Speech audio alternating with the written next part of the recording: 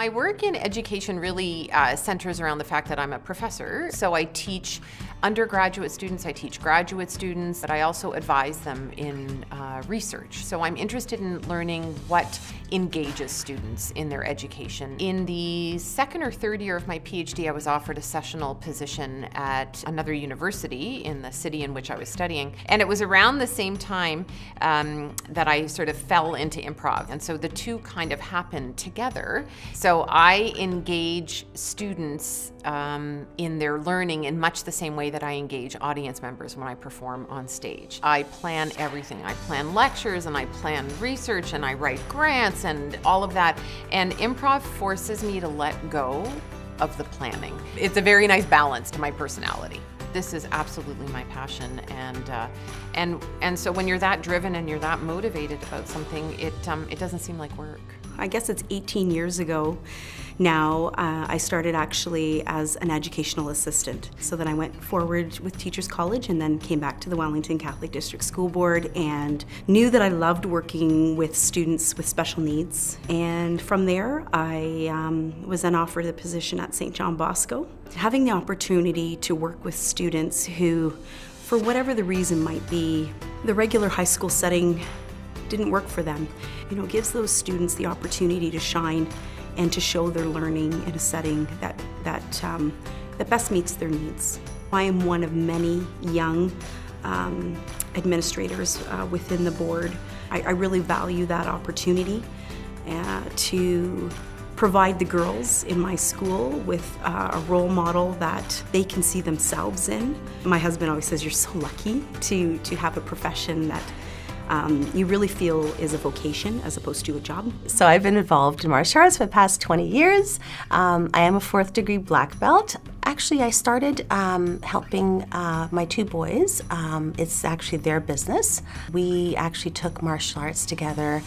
I love actually motivating and just being a mentor for the kids, but as well, we have, adults that come in, definitely benefit from martial arts. I think more and more, women are kind of being intrigued and, wanting to see what martial arts is all about. And even the adults, a lot of women will come in and with self-doubt and say, I don't know if I can do this, I'm, a little older. Just kind of reasons why they shouldn't hold themselves, get involved with martial arts. I found a lot of my support and help came from my two sons.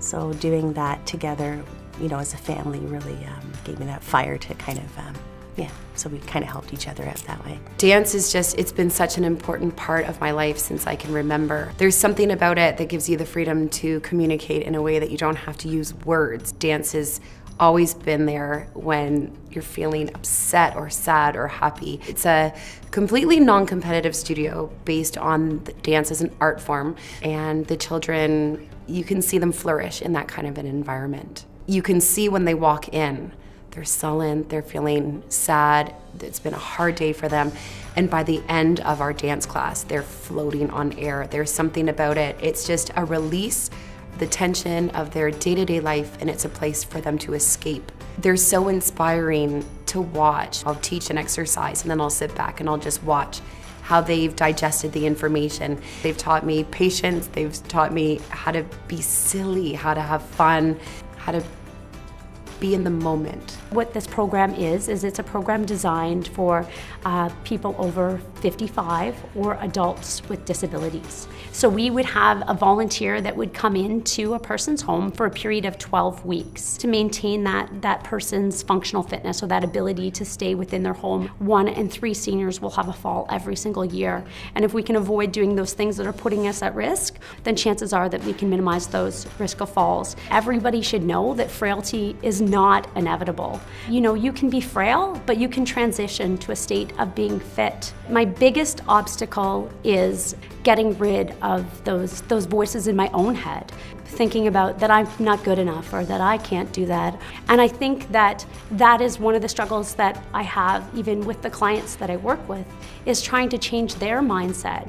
But if we can change their mindset, then we can help them to accomplish their goals. Well, I have to borrow something from the world of improv, and that is to say yes. So when an opportunity comes your way, say yes, because you never know where that can lead you. I think there are more opportunities than ever for young women to do and to be whatever they choose to be. Do things that kind of help your self-worth, self-esteem, and self-image. Reach out to so many people. You have no idea how many people are there to support you.